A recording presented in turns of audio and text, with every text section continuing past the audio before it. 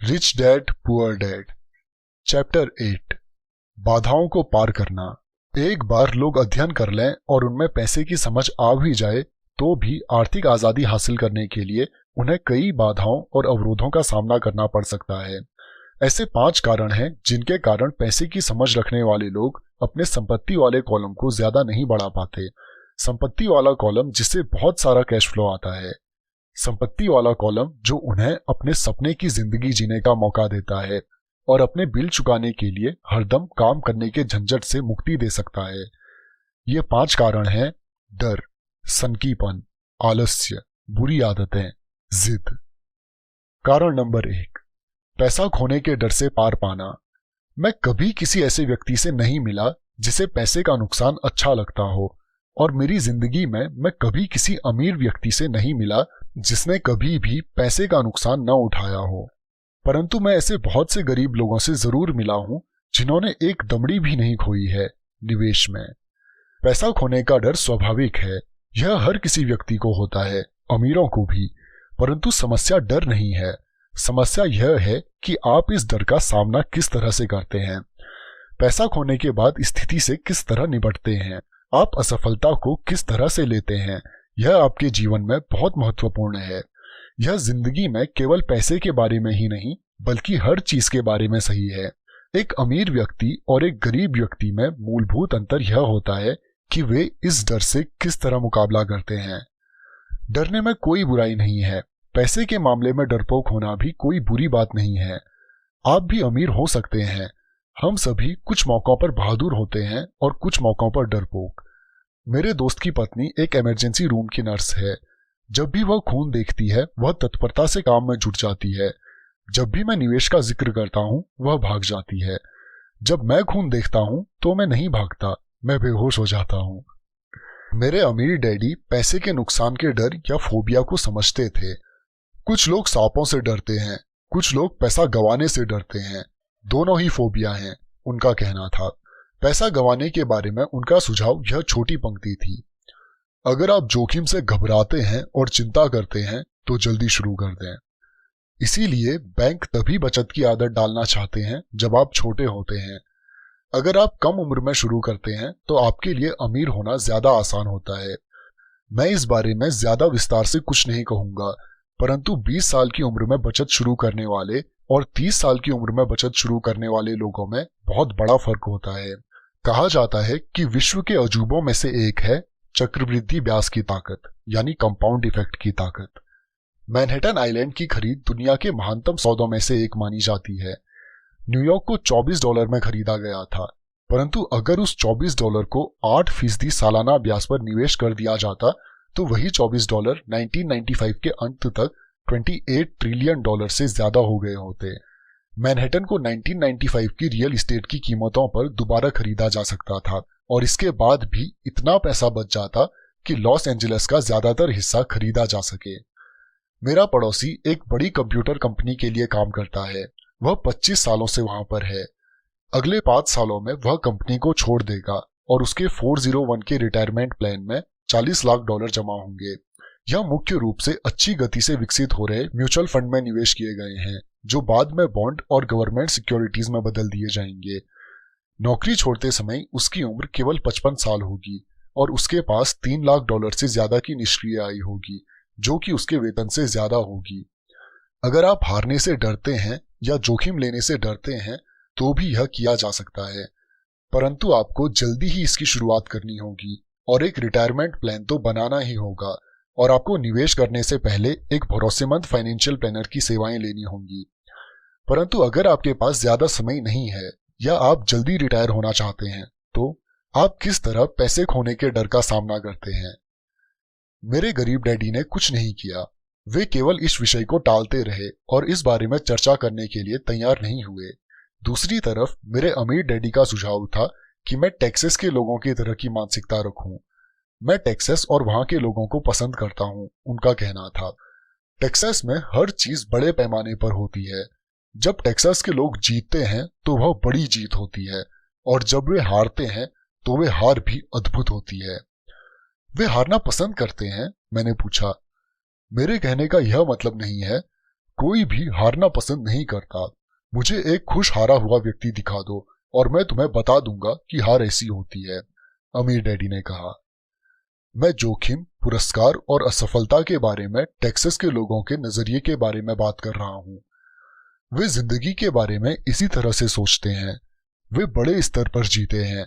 वे यहाँ के ज्यादातर लोगों की तरह नहीं जीते हैं, जो पैसे के मामले में बिल्कुल कॉकरोच की तरह होते हैं। जब कोई उन पर रोशनी डालता है तो कॉकरोच घबरा जाते हैं। जब किराने वाला उनकी चिल्लर में से चवन्नी कम कर देता है तो वे शोर मचाने लगते हैं। अमीर डैडी समझाते रहे, मुझे टेक्सास का नजरिया सबसे ज्यादा पसंद है। जब वे जीतते हैं तो उन्हें खुद पर गर्व होता है और जब वे हारते हैं तो वे शेखी बघाड़ते हैं। टेक्सास में एक कहावत है, अगर आपको दिवालिया होना है तो बड़े पैमाने पर हुआ जाए। आप डुप्लेक्स के लिए दिवालिया हो जाएं, इसकी शेखी नहीं भगारी जा सकती। यहाँ पर ज्यादातर लोग हारने से इतना डरते हैं कि उनके लिए दिवालिया होने के लिए डुप्लेक्स भी नहीं होता। वे माइक और मुझे यह लगातार बताया करते थे कि आर्थिक असफलता का सबसे बड़ा कारण यह होता है कि लोग खेल को बहुत ज्यादा सुरक्षात्मक तरीके से खेलते हैं। लोग हारने से इतना ज्यादा डरते हैं कि वे हार जाते हैं। ये उनके शब्द थे। फैन टारकेंटन, जो एक वक्त का महान NFL क्वार्टरबैक था, ने इस बात को दूसरी तरह से कहा है, जीतने का मतलब है हारने से न डरना। मेरी अपनी जिंदगी में मैंने यह पाया है कि जीत हमेशा हार के ठीक बाद आती है। जब मैंने आखिरकार मोटरसाइकिल चलाना सीखा तो उसके पहले मैं कई बार गिरा। मैं आज तक किसी गोल्फर से नहीं मिला हूं जिसने कोई गोल्फ बॉल न घुमा दी हो।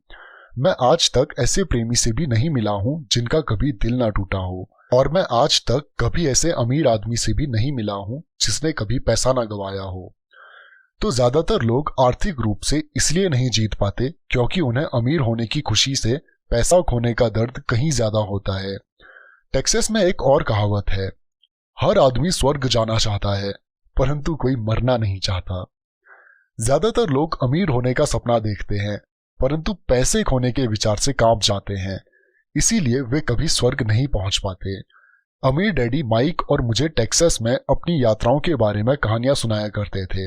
अगर आप वास्तव में यह सीखना चाहते हैं कि जोखिम को, हार और असफलता को किस तरह से संभाला जाए, तो सैन एंटोनियो जाकर अलेमो को देखें।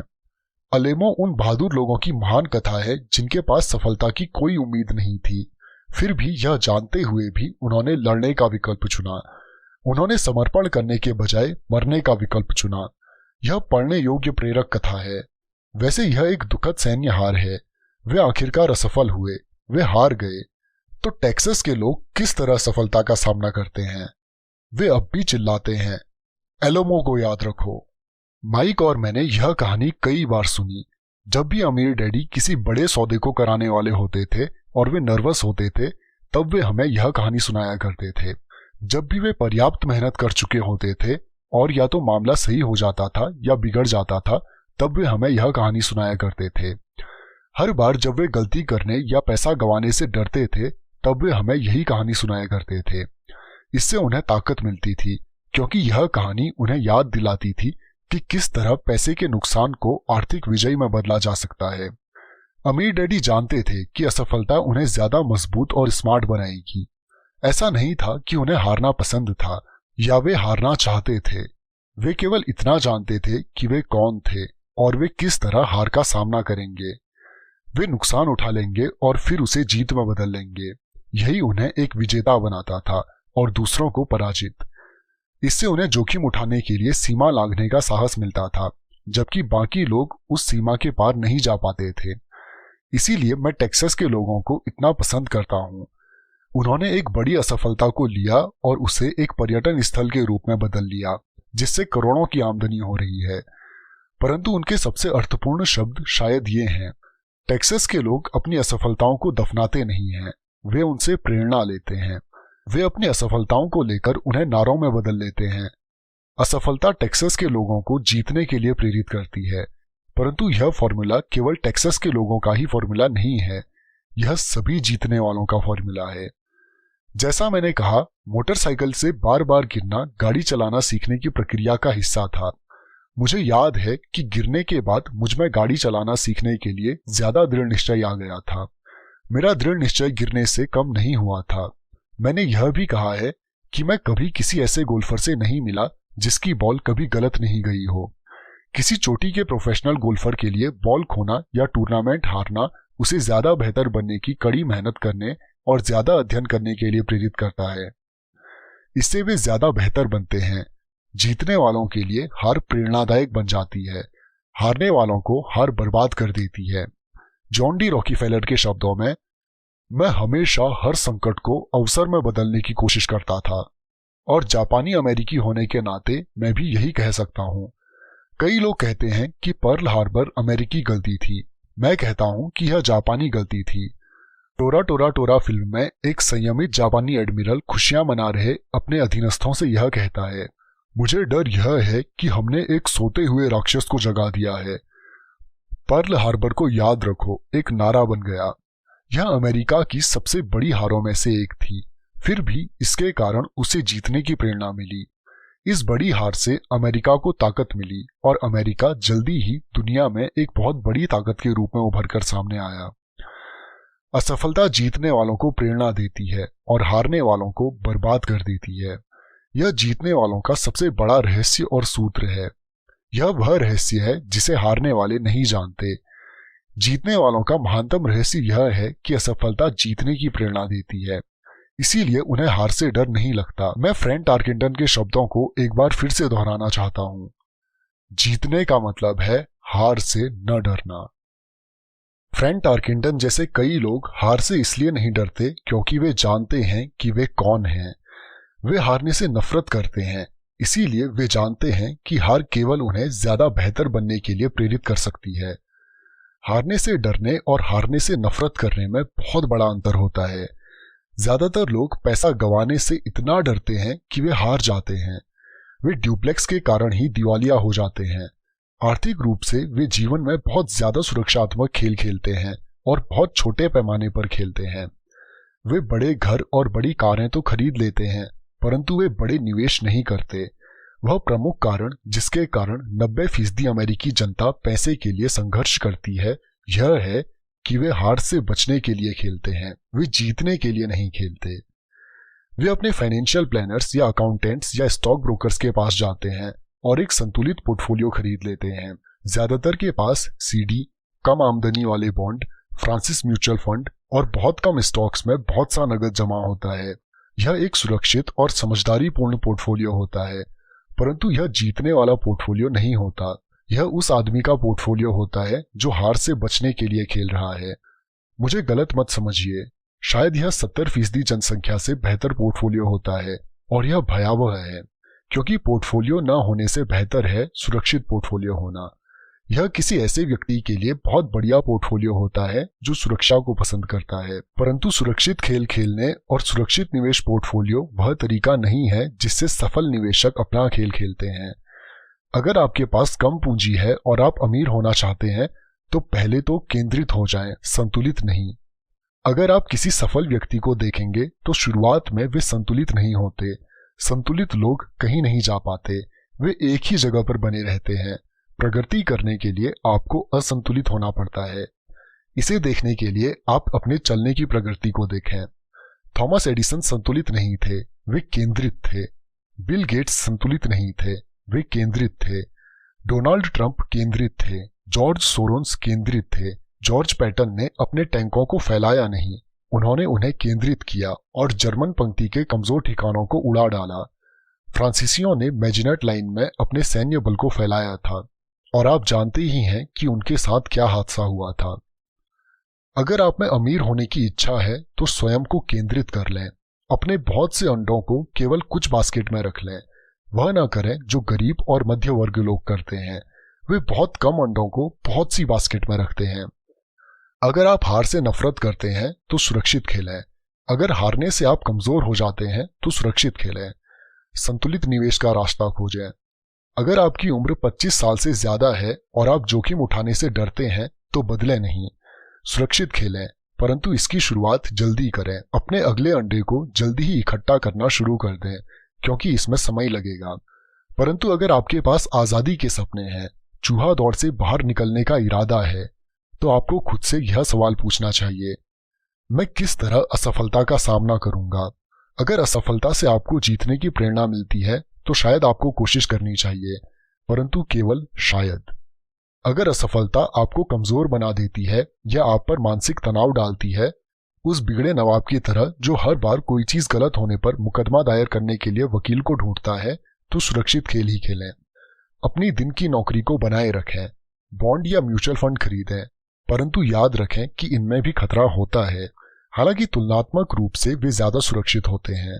मैं यह सब इसलिए कह रहा हूं और टेक्सास व फ्रैंक टारकिंटन का जिक्र कर रहा हूं क्योंकि संपत्ति वाले कॉलम को बढ़ाना आसान है। यह एक कम बुद्धि का खेल है, इसमें बहुत ज्यादा शिक्षा की जरूरत नहीं है। 5वीं कक्षा का गणित का विद्यार्थी भी यह कर सकता है, परंतु संपत्ति वाले कॉलम को तेजी से बढ़ाना बहुत ज्यादा बुद्धि का खेल है। इसमें हिम्मत, धीरज और असफलता झेलने की ताकत की जरूरत होती है।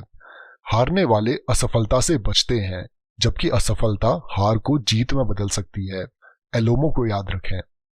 कारण नंबर 2, सनकीपन का सामना करना। आसमान गिर रहा है।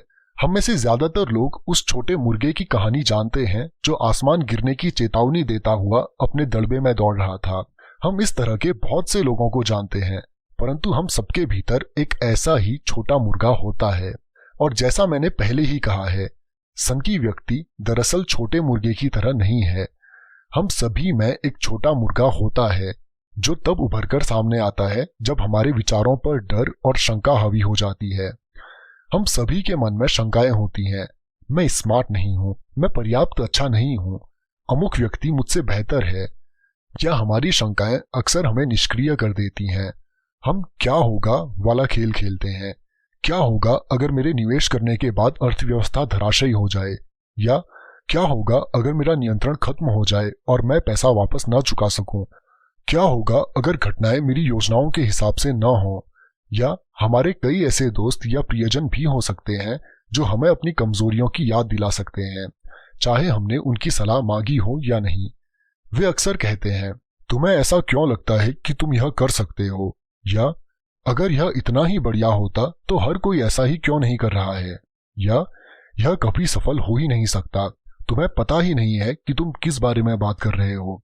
शंका के यह तीर कई बार इतने तीखे होते हैं कि हम काम करना शुरू ही नहीं कर पाते। हमारे दिल में डर बैठ जाता है। कई बार हम सो भी नहीं पाते। हम आगे बढ़ने में असफल होते हैं तो हम सुरक्षित चीजों के साथ ही बने रहते हैं और अवसर हमारे पास से होकर गुजर जाते हैं। हम जिंदगी को अपने पास से गुजरते हुए देखते रहते हैं और हम अपने शरीर में जकड़न के कारण बिना हिले डुले बैठे रहते हैं। हमने इसे अपनी जिंदगी में कभी ना कभी इस तरह से महसूस किया होगा और कई लोगों के साथ यह बहुत बार हुआ होगा। फाइडेलिटी मैगलिन म्यूचुअल फंड के पीटर लिंच आसमान गिरने की चेतावनियों को शोर कहकर पुकारते हैं और हम सभी इसे सुनते हैं। शोर या तो हमारे दिमाग में सुनाई देता है या फिर यह बाहर से आता है, प्रायः दोस्तों से, परिवार से, सहकर्मियों से और मीडिया से। लिंच 1950 के दशक के दौरान का अनुभव बताते हैं जब परमाणु युद्ध का खतरा समाचार पत्रों में इतना ज्यादा प्रचारित किया गया था कि लोगों ने फॉलआउट शेल्टर्स बना लिए थे और अनाज पानी इकट्ठा करना शुरू कर दिया था। अगर उन्होंने फॉलआउट शेल्टर बनाने के बजाय इस पैसे को समझदारी पूर्वक बाजार में निवेश कर दिया होता तो शायद आज वे आर्थिक रूप से स्वतंत्र होते। जब कुछ साल पहले लॉस एंजलिस में दंगे भड़के तो सारे देश में बंदूक की बिक्री बढ़ गई। वॉशिंगटन राज्य में एक आदमी हैमबर्गर के मांस के कारण मर जाता है और एरिजोना हेल्थ डिपार्टमेंट सभी रेस्टोरेंट को आदेश देता है कि बीफ को अच्छी तरह से पकाया जाए। एक दवाई की कंपनी राष्ट्रीय टीवी विज्ञापन में लोगों को सर्दी होते हुए दिखाती है। विज्ञापन फरवरी में दिखाया जाता है। सर्दी से ग्रस्त होने वालों की संख्या बढ़ जाती है और उस दवा की बिक्री भी। ज्यादातर लोग गरीब होते हैं क्योंकि जब निवेश की बात आती है तो संसार में ऐसे छोटे मुर्गों की संख्या बहुत है जो यह चिल्लाते हुए घूम रहे हैं, आसमान गिर रहा है, आसमान गिर रहा है। और छोटे मुर्गे इसीलिए प्रभावित होते हैं क्योंकि हम सभी के अंदर एक छोटा मुर्गा होता है। विनाश की अफवाहों और बुरे समय की कल्पना से आपके मन में शंका और डर पैदा ना हो, इसमें बहुत ज्यादा बहादुरी की जरूरत होती है। 1992 में मेरा रिचर्ड नाम का दोस्त मुझसे मिलने फिनिक्स आया। वह स्टॉक्स और रियल एस्टेट में हमारे द्वारा किए गए काम से बहुत प्रभावित था। फिनिक्स में रियल एस्टेट की कीमतों में मंदी चल रही थी। हमने उसके साथ 2 दिन गुजारे और उसे बताया कि कैश फ्लो और पूंजी बढ़ाने के कुछ बढ़िया मौके मौजूद हैं। मेरी पत्नी और मैं रियल एस्टेट के एजेंट नहीं थे, हम विशुद्ध निवेशक हैं। एक रिजॉर्ट कम्युनिटी में एक यूनिट तय करने के बाद हमने एक एजेंट से बात की, जिसने उस दोपहर को उस यूनिट को बेच दिया। 2 बेडरूम के उस घर की कीमत केवल $42,000 थी। इसी तरह के यूनिट उस समय $65,000 में बिक रहे थे। उसे यह बहुत फायदे का सौदा लगा। रोमांचित होकर उसने इसे खरीद लिया और बॉस्टन लौट गया। 2 सप्ताह बाद एजेंट ने हमें फोन किया कि हमारा दोस्त पीछे हट गया था। मैंने तत्काल उसे फोन करके इसका कारण पता किया। उसने इतना ही कहा कि उसने इस विषय पर अपने पड़ोसी से चर्चा की थी और उसके पड़ोसी ने उससे कहा था कि यह एक बुरा सौदा था क्योंकि वह ज्यादा महंगे में खरीद रहा था। मैंने रिचर्ड से पूछा कि क्या उसका पड़ोसी निवेशक है। रिचर्ड ने कहा नहीं। फिर मैंने उससे पूछा कि उसने उसकी सलाह क्यों मानी, तो रिचर्ड सुरक्षात्मक हो गया और उसने बस यही कहा कि वह ज्यादा जांच पड़ताल करना चाहता था। फिनिक्स में रियल एस्टेट बाजार के दिन पलटे और 1994 में उस छोटे से यूनिट के $1,000 प्रति माह किराया मिल रहा था। जाड़े के पीक सीजन में $25,000 प्रति माह। 1995 में यूनिट की कीमत बढ़कर $95,000 हो गई। रिचर्ड को इतना ही करना था कि वह शुरुआत में $5,000 चुका दे और चूहा दौड़ से बाहर निकलने की प्रक्रिया शुरू हो जाती। आज भी वह कुछ नहीं कर पाया है और फिनिक्स के सौदे जैसे मौके अब भी मौजूद हैं, बस आपको उन्हें कुछ ज्यादा गौर से देखना पड़ेगा। रिचर्ड के पीछे हटने से मुझे ताज्जुब नहीं हुआ था। इसे खरीदार का पछतावा कहा जाता है और यह हम सबको प्रभावित करता है। यही शंकाएं हमें ले डूबती हैं। छोटा मुर्गा जीत जाता है और हम आजादी का मौका गवा देते हैं। दूसरे उदाहरण में मैं सीडी के बजाय टैक्स लियन सर्टिफिकेट्स में अपनी संपत्ति का कुछ हिस्सा रखता हूं। मैं अपने पैसे पर 16% प्रति वर्ष कमाता हूं, जो बैंकों द्वारा दिए जाने वाले 5% से निश्चित रूप से काफी ज्यादा है। यह प्रमाण पत्र रियल एस्टेट द्वारा सुरक्षित होते हैं और राज्य के कानून द्वारा संरक्षित होते हैं, जो निश्चित रूप से ज्यादातर बैंकों से ज्यादा बेहतर होते हैं। जिस आधार पर उन्हें खरीदा जाता है वह भी काफी सुरक्षित फॉर्मूला है। उनमें सिर्फ एक दिक्कत यह होती है कि उन्हें भुनाया नहीं जा सकता, तो मैं उन्हें 2 से 7 साल की सीढ़ी मान लेता हूँ। हर बार जब भी मैं किसी को बताता हूँ, खासकर उसे जिसने अपना पैसा सीडी में रखा हुआ है, कि मैं अपने पैसे को इस तरह रखता हूँ, तो वे मुझे बताते हैं कि यह खतरनाक है। वे मुझे बताते हैं कि मुझे ऐसा नहीं करना चाहिए। मैं उनसे पूछता हूँ कि उन्हें यह ज्ञान कहाँ से मिला, तो वे कहते हैं कि उनके दोस्त या निवेश की पत्रिका से। उन्होंने ऐसा कभी नहीं किया और वे दूसरे व्यक्ति को जो ऐसा कर रहा है यह बता रहे हैं कि उसे ऐसा क्यों नहीं करना चाहिए। मैं जिस सबसे कम आमदनी की उम्मीद करता हूं वह 16% होती है, परंतु जिन लोगों के मन में शंका होती है वे केवल 5% से ही संतुष्ट हो जाते हैं। शंका बहुत महंगी साबित होती है। मेरा मानना है कि यही संदेह और सनकीपन ज्यादातर लोगों को गरीब बनाए रखता है और उनसे सुरक्षित खेल खिलवाता है। असली दुनिया इंतजार कर रही है कि आप अमीर बने।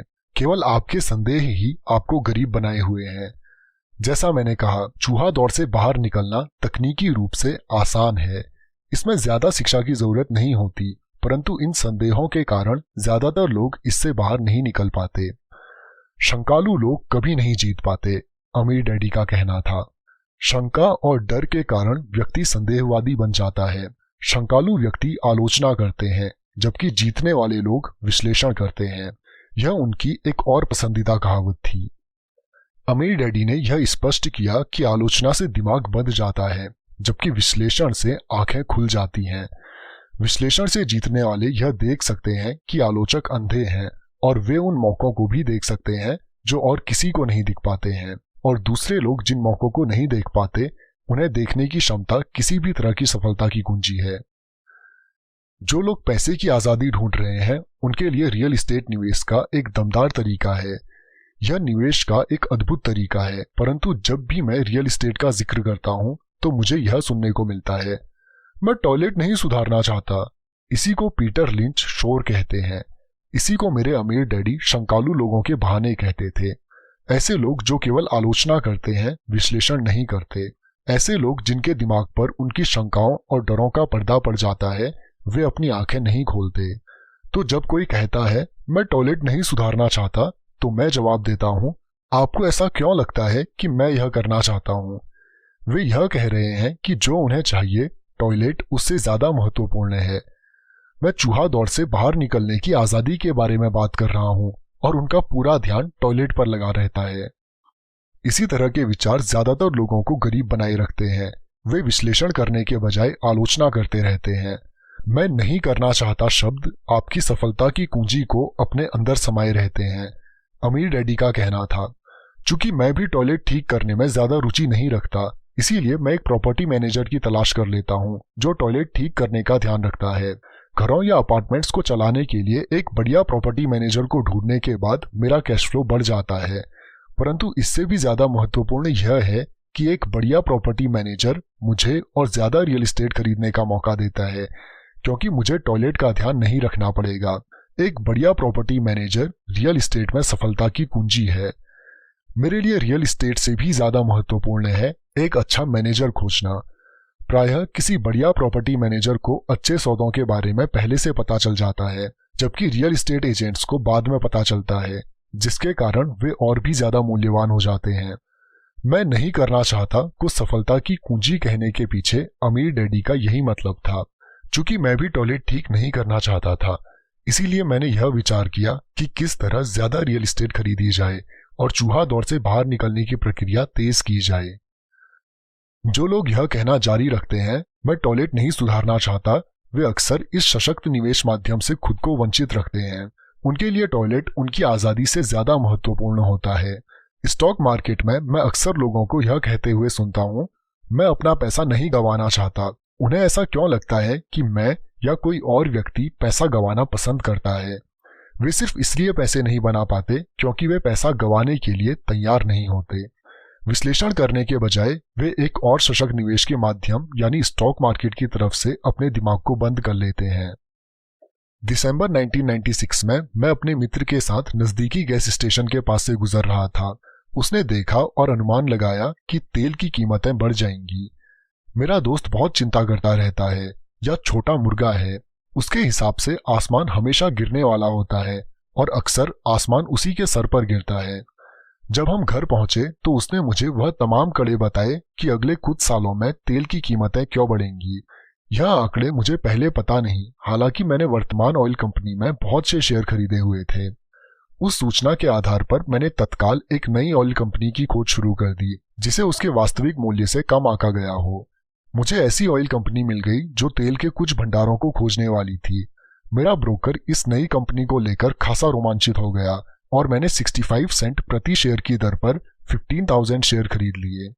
फरवरी 1997 में मैं उसी दोस्त के साथ उसी गैस स्टेशन के पास से गुजर रहा था और कीमत प्रति गैलन 15% बढ़ चुकी थी। एक बार फिर छोटा मुर्गा चिंता करने लगा और शिकायत करने लगा। मैं मुस्कुराया क्योंकि जनवरी 1997 में उस छोटी ऑयल कंपनी ने तेल खोज लिया था और वह 15,000 शेयर अब बढ़कर $3 प्रति शेयर हो गए थे और मेरे दोस्त के अनुसार गैस की कीमतें लगातार बढ़ती रहेंगी। विश्लेषण करने के बजाय यह छोटे मुर्गे अपने दिमाग को बंद कर लेते हैं। अगर ज्यादातर लोग यह समझ लें कि स्टॉक मार्केट निवेश में स्टॉप किस तरह काम करते हैं, तो ज्यादातर लोग हार से बचने के बारे में अपना ध्यान नहीं लगाएंगे और जीतने के लिए निवेश करेंगे।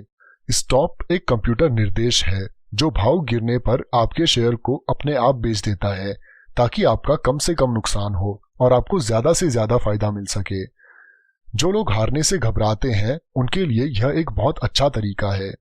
तो जब भी मैं लोगों को मैं नहीं चाहता पर ध्यान केंद्रित करते हुए देखता हूँ और वे क्या चाहते हैं इस पर ध्यान केंद्रित करते हुए नहीं देखता हूँ, तो मैं समझ जाता हूँ कि उनके दिमाग में शोर की आवाज बहुत तेज होगी। छोटा मुर्गा उनके दिमाग पर हावी होगा, तभी वे चीख रहे हैं। आसमान गिर रहा है और टॉयलेट टूट रहे हैं, इसलिए वे अपनी अनचाही चीजों से बचते हैं, परंतु वे इसकी भारी कीमत चुकाते हैं। वे जिंदगी से जो चाहते हैं वह शायद उन्हें कभी न मिल पाए। अमीर डैडी ने मुझे छोटे मुर्गे को देखने का एक तरीका सुझाया। वही करो जो कर्नल सैंडर्स ने किया था। 66 इयर्स की एज में उनका व्यवसाय चौपट हो गया था और वे अपनी सोशल सिक्योरिटी के चेक पर गुजर बसर कर रहे थे। इतना ही नहीं, वे फ्राइड चिकन की अपनी रेसिपी के साथ पूरे देश में इसे बेचने की कोशिश कर रहे थे।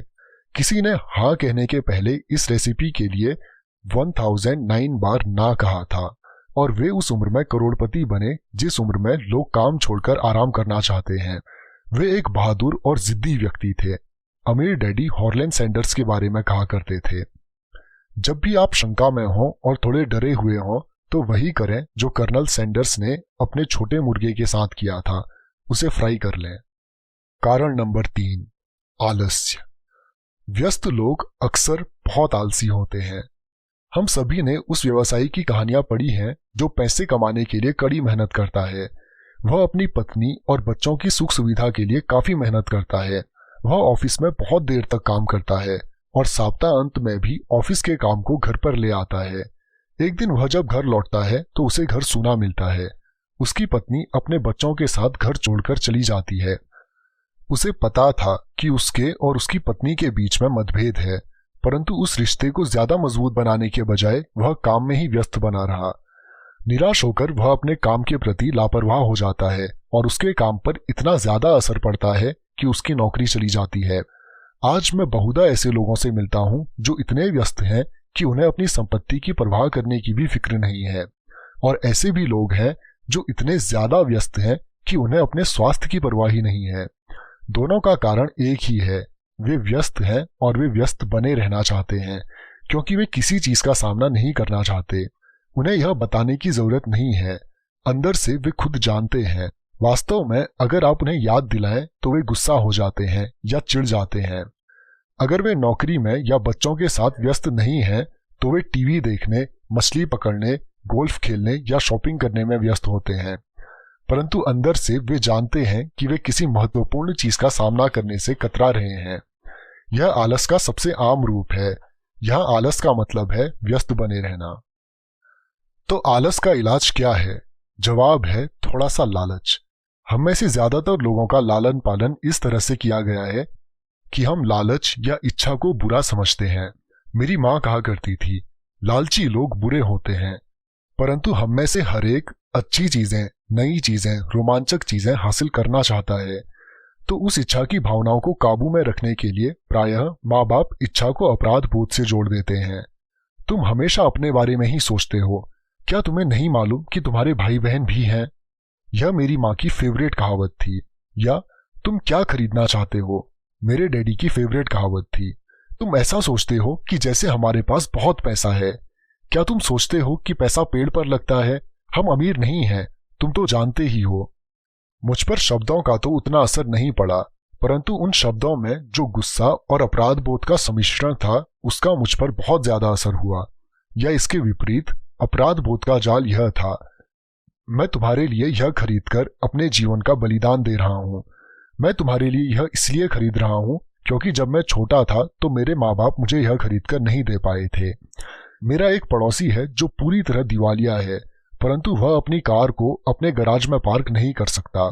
गराज में उसके बच्चों के खिलौने भरे पड़े हैं।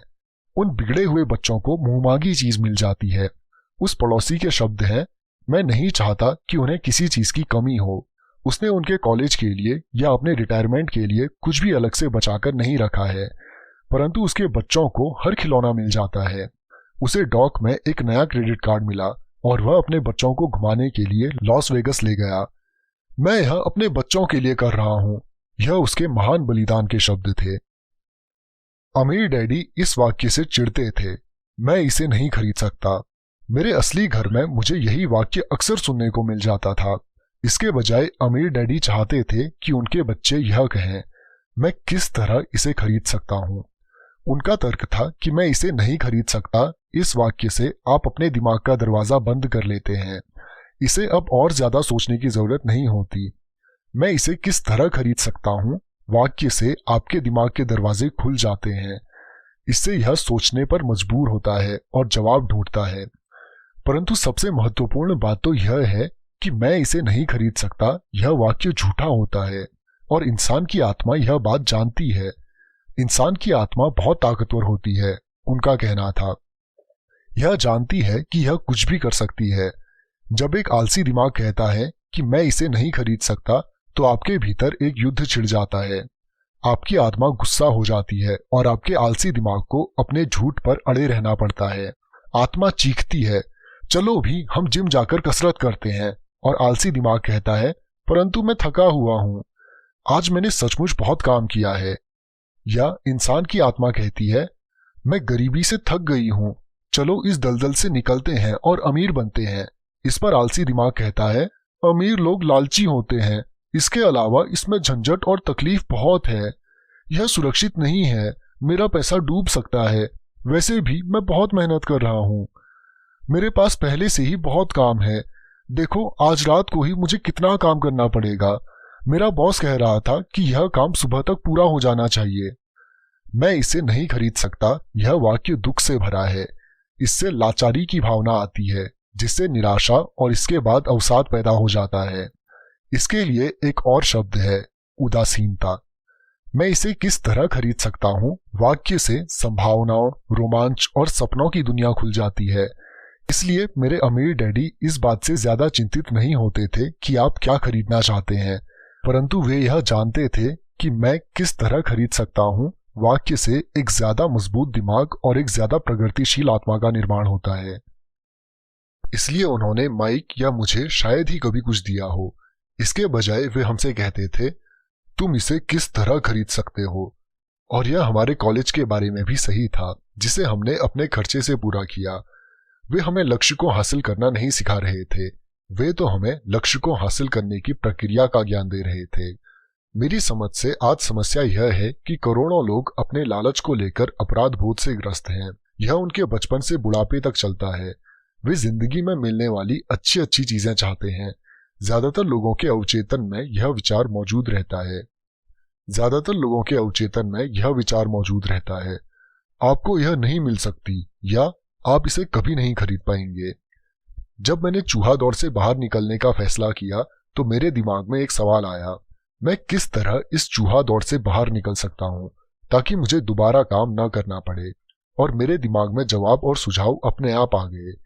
सबसे मुश्किल चीज थी मेरे असली माता पिता की सीख कि हम इसे नहीं खरीद सकते, या केवल अपने बारे में ही मत सोचो, या तुम दूसरों के बारे में क्यों नहीं सोचते, और इसी तरह के शब्द जो मेरे लालच को दबाने के लिए मुझ में अपराध बोध भरते थे। तो आप किस तरह अपने आलस से जीत सकते हैं? इसका जवाब है थोड़े से लालच से। यह WIIFM रेडियो स्टेशन है, जिसका पूरा अर्थ है what's in it for me. इसमें मेरे लिए क्या है? व्यक्ति को बैठकर पूछना चाहिए, अगर मैं स्वस्थ, सेक्सी और आकर्षक हूं तो इसमें मेरे लिए क्या है, या मेरी जिंदगी कैसी होगी अगर मुझे फिर कभी काम न करना पड़े, या मैं क्या करूंगा अगर मुझे मनचाहा पैसा मिल जाए। इस थोड़े से लालच के बिना, कुछ बेहतर हासिल करने की इच्छा के बिना प्रगति नहीं हो सकती। हमारी दुनिया इसलिए तरक्की करती जा रही है क्योंकि हम सभी एक बेहतर जिंदगी जीना चाहते हैं। हम कुछ बेहतर चाहते हैं, इसीलिए नए आविष्कार होते हैं। हम स्कूल जाते हैं और मेहनत से पढ़ते हैं क्योंकि हम कुछ बेहतर चाहते हैं। इसलिए जब भी आप किसी ऐसी चीज से कतरा रहे हो जो आपके हिसाब से आपको करनी चाहिए, तो खुद से केवल यही पूछना चाहिए कि इसमें मेरे लिए क्या है। थोड़े लालची बने, यह आलस का सबसे बढ़िया इलाज है। परंतु बहुत ज्यादा लालच भी अच्छा नहीं होता है, क्योंकि हर चीज की अति बुरी होती है। परंतु वह याद रखो जो वॉल स्ट्रीट फिल्म में माइकल डगलस ने कहा था, लालच अच्छा होता है। अमीर डैडी इसे अलग तरह से कहते थे, अपराध बोध लालच से ज्यादा बुरा होता है, क्योंकि अपराध बोध के कारण शरीर में से आत्मा निकल जाती है। और मेरे लिए एलिनोर रूजवेल्ट की कहावत सबसे अच्छी है, वही करो जो तुम्हें दिल से अच्छा लगता है, क्योंकि तुम्हारी हर बात में आलोचना होगी। अगर तुम कोई काम करोगे तो भी तुम्हारी आलोचना होगी, और तुम कोई काम नहीं करोगे तो भी तुम्हारी आलोचना होगी। कारण नंबर 4, आदतें। हमारी जिंदगी पर हमारी शिक्षा से ज्यादा असर हमारी आदतों का पड़ता है। आर्नोल्ड श्वार्ज़नेगर की फिल्म कॉनन देखने के बाद मेरे एक दोस्त ने कहा, मैं चाहता हूं कि मेरी बॉडी श्वार्ज़नेगर जैसी हो। ज्यादातर साथियों ने सहमति में सिर हिला दिया। मैंने तो यह सुना है कि एक समय वह वास्तव में दुबला और कमजोर सा था, दूसरे मित्र ने जोड़ा। हाँ, मैंने भी यही सुना है, एक और दोस्त ने कहा। मैंने सुना है कि वह हर रोज जिम जाता है और उसने वहां कसरत करने की आदत डाली है। हाँ, मुझे भी यही लगता है, वह ऐसा करता होगा। समूह के शंकालू आदमी ने कहा, मुझे तो लगता है कि वह इसी तरह पैदा हुआ होगा। इसके अलावा हम आर्नोल्ड की बातें कर ही क्यों रहे हैं, चलो बियर पिएं। यह एक उदाहरण है कि किस तरह से आदतें व्यवहार को नियंत्रित करती हैं। मुझे याद है कि मैंने एक बार अपने अमीर डैडी से अमीर लोगों की आदतों के बारे में पूछा था। सीधे जवाब देने के बजाय वे चाहते थे कि मैं इसे उदाहरण से सीखूं। अमीर डैडी ने पूछा, तुम्हारे डैडी अपने बिल कब चुकाते हैं? मैंने कहा, हर महीने की पहली तारीख को। क्या उनके पास कुछ बाकी बचता है? उन्होंने पूछा। बहुत थोड़ा, मैंने कहा। यही वह खास कारण है जिसके कारण उन्हें संघर्ष करना पड़ता है, अमीर डैडी ने कहा। उनकी आदतें बुरी हैं। तुम्हारे डैडी सबको पहले पैसे देते हैं, वे खुद को सबसे आखिर में पैसे देते हैं और ऐसा तभी करते हैं जब उनके पास कुछ बचा होता है। सामान्य तौर पर उनके पास कुछ नहीं बचता, मैंने कहा। परंतु उन्हें अपने बिल का भुगतान तो करना ही होता है, नहीं क्या? आप यह तो नहीं कहना चाहते कि उन्हें अपने बिल्स का भुगतान नहीं करना चाहिए? बिल्कुल नहीं, अमीर डैडी ने कहा। मैं समय पर अपने बिल चुकाने में पूरी तरह विश्वास करता हूँ। मैं केवल खुद को सबसे पहले पैसे देता हूँ, सरकार को पैसे देने से पहले। परंतु तब क्या होगा जब आपके पास पर्याप्त पैसा नहीं हो? मैंने पूछा। ऐसी स्थिति में आप क्या करते हैं? मैं वही करता हूँ, अमीर डैडी ने कहा। मैं खुद को सबसे पहले पैसे देता हूँ, चाहे मेरे पास कम पैसा हो। मेरे लिए सरकार से ज्यादा महत्वपूर्ण है मेरा संपत्ति वाला कॉलम। परंतु क्या सरकार के लोग आपके पीछे नहीं पड़ते? मैंने कहा। हाँ, अगर मैं उन्हें भुगतान ना करूं, अमीर डैडी ने कहा। देखो, मैं यह नहीं कह रहा कि सरकार को पैसा ना दिया जाए। मैं केवल यह कह रहा हूं कि खुद को सबसे पहले भुगतान दिया जाए, चाहे मेरे पास पैसा कम ही हो। परंतु आप ऐसा कैसे कर सकते हैं? मैंने जवाब दिया। सवाल कैसे का नहीं है, सवाल क्यों का है, अमीर डैडी ने कहा। अच्छा, आप ऐसा क्यों करते हैं? प्रेरणा, अमीर डैडी ने कहा। अगर मैं उनका भुगतान नहीं करूं तो कौन ज्यादा जोर से शिकायत करेगा, मैं या मेरे लेनदार?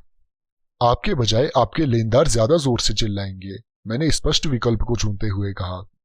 अगर आप खुद को पैसा नहीं देंगे तो आप कुछ भी नहीं कहेंगे। तो अब तुम देख सकते हो कि खुद को पैसे देने के बाद मेरे पास टैक्स चुकाने और दूसरे लेनदारों को पैसे देने का इतना ज्यादा दबाव होता है कि मुझे आमदनी के दूसरे रास्ते खोजने ही पड़ते हैं। पैसे चुकाने का दबाव मेरी प्रेरणा बन जाता है। मैंने अतिरिक्त काम किया है, दूसरी कंपनियां शुरू की हैं, स्टॉक मार्केट में शेयर खरीदे और बेचे हैं। हर तरह के काम सिर्फ इसलिए किए हैं ताकि यह लोग मुझ पर ना चिल्लाएं। इस दबाव के कारण मैंने ज्यादा कड़ी मेहनत की है और मैं सोचने पर मजबूर हुआ हूँ। कुल मिलाकर इसने मुझे पैसे के मामले में ज्यादा स्मार्ट और फुर्तीला बना दिया है। अगर मैं खुद को सबसे आखिर में पैसे देता तो मुझ पर कोई दबाव नहीं पड़ता, परंतु मेरे पास कभी पैसा भी नहीं होता। तो सरकार या दूसरे लोगों को पैसे चुकाने का दबाव आपकी प्रेरणा बन जाता है। बिल्कुल ठीक, अमीर डैडी ने कहा। देखो, सरकारी पैसा वसूलने वाले लोग बहुत डरावने होते हैं। वैसे सामान्य तौर पर पैसा वसूलने वाले सभी लोग डरावने होते हैं। ज्यादातर लोग इनसे डर जाते हैं। वे इन लोगों को पैसा दे देते हैं और खुद को कभी पैसा नहीं देते। तुमने उस 96 पाउंड के कमजोर आदमी की कहानी तो सुनी होगी जिसके चेहरे पर लोग बालू उछालते हैं। मैंने सिर हिलाया।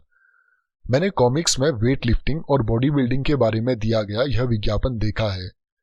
तो ज्यादातर लोग इन डरावने पैसे वसूलने वालों को अपने चेहरे पर बालू उछालने देते हैं। मैंने डरावने लेनदारों के डर का इस्तेमाल खुद को ज्यादा मजबूत बनाने के लिए किया है। बाकी लोग ज्यादा कमजोर हो जाते हैं। खुद को यह सोचने के लिए मजबूर करना कि अतिरिक्त धन कहां से आएगा जिम जाने की तरह है और वहां वजन उठाने की तरह है। मैं अपने दिमाग की मांसपेशियों से जितना काम करता हूं, मैं उतना ही ज्यादा मजबूत होता जाता हूं। अब मैं इन डरावने लेनदारों से जरा भी नहीं डरता हूं। मुझे अमीर डैडी की बातें पसंद आ रही थी। तो अगर मैं पहले खुद को पैसे देता हूं तो मैं आर्थिक और मानसिक दृष्टि से ज्यादा मजबूत हो सकता हूं, अमीर डैडी ने सहमति में सर हिलाया। और अगर मैं खुद को सबसे आखिर में पैसे देता हूं या बिल्कुल भी पैसे नहीं देता हूं तो मैं कमजोर हो जाता हूं। इसलिए बॉस, मैनेजर, टैक्स वसूलने वाले, बिल वसूलने वाले और मकान मालिक जैसे लोग मुझे जिंदगी भर इधर उधर ठोकर मारते रहेंगे, सिर्फ इसीलिए क्योंकि पैसे के बारे में मेरी आदतें अच्छी नहीं हैं। अमीर डैडी ने सिर हिलाया, 96 पाउंड के कमजोर आदमी की तरह। कारण नंबर 5, जिद। जिद अहंकार और अज्ञान का मिला जुला रूप है। जो मैं जानता हूं उससे पैसा आता है, जो मैं नहीं जानता उसके कारण मैं पैसा खोता हूं। हर बार जब मैंने जिद की है मैंने पैसा गंवाया है। वह इसलिए क्योंकि जब मैं जिद करता हूं तो मैं दरअसल यह भरोसा करता हूं कि जो मैं नहीं जानता वह महत्वपूर्ण नहीं है। अमीर डैडी मुझे अक्सर बताया करते थे। मैंने पाया है कि कई लोग जिद का प्रयोग अपना अज्ञान छुपाने के लिए भी करते हैं। जब मैं फाइनेंशियल स्टेटमेंट्स पर अकाउंटेंट्स या निवेशकों से चर्चा करता हूं तो ऐसा अक्सर होता है। वे चर्चा में अपनी जिद के आधार पर जीतना चाहते हैं। मैं समझ जाता हूँ कि जिस मुद्दे पर बात हो रही है उसके बारे में उन्हें पर्याप्त ज्ञान नहीं है। वे झूठ नहीं बोल रहे होते हैं, परंतु वे सच भी नहीं बोल रहे होते हैं। धन, फाइनेंस और निवेश की दुनिया में ऐसे कई लोग हैं जिन्हें यह पता ही नहीं होता कि वे किस बारे में बात कर रहे हैं। पैसे के उद्योग में ज्यादातर लोग सेकंड हैंड कार के सेल्समैन की तरह व्यवहार करते हैं। जब आप जानते हो कि आप किसी विषय में अज्ञानी हैं, तो उस क्षेत्र में किसी विशेषज्ञ को ढूंढकर या उस विषय पर कोई अच्छी पुस्तक पढ़कर अपना ज्ञान बढ़ाना शुरू कर दें।